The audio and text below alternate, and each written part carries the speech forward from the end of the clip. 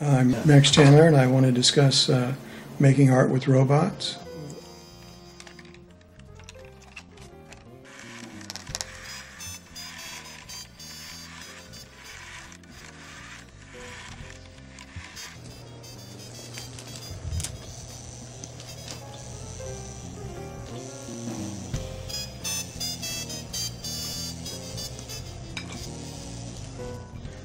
The first example would be Seymour Papard's Turtle, which was used in the development of the logo language, and later disappeared as a mechanical robot and just became a cursor on the screen. But it set the path for drawing with robots. This is a recording robot. You make the motions of the robot. It remembers what you did. And then you can play it back. It doesn't like this paper.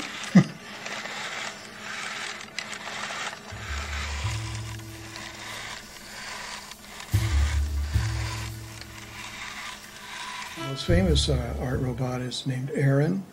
Its inventor is Howard Cohen.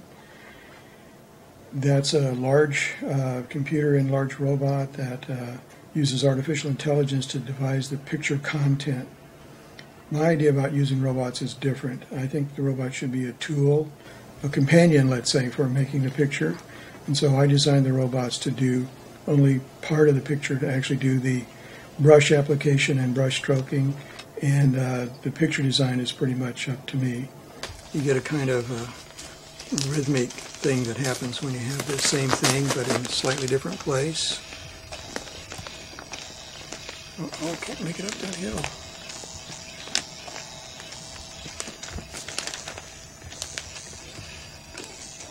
The robot is designed to have an unusual, the robot we'll see today is Gimpy 1. It has it's a walking robot, and so it has a walking gait that's been specifically made so that it limps, and that makes a very interesting brushstroke. It's not a steady mechanical look, but a brushstroke that has some character to it.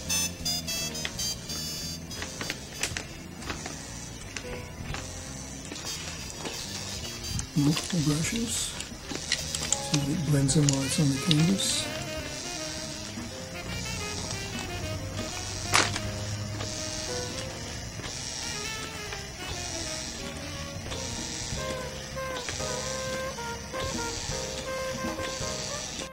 It also makes a very special kind of turn. Instead of doing radial turns, it has what I call growth curve turns.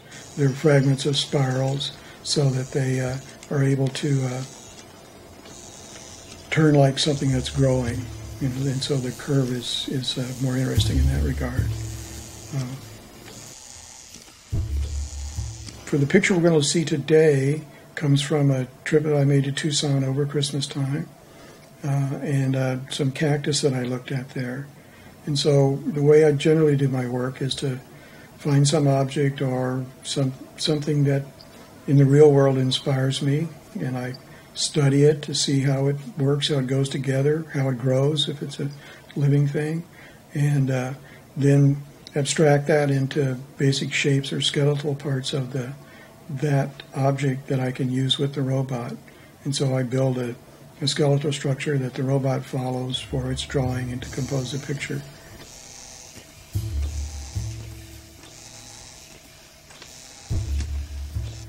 The robot's also capable of doing washes with a different program. It's just a zigzag, and it drags wet rags behind it to make very interesting backgrounds, as you can see in this example of a picture. That's the stage 1 of an acrylic.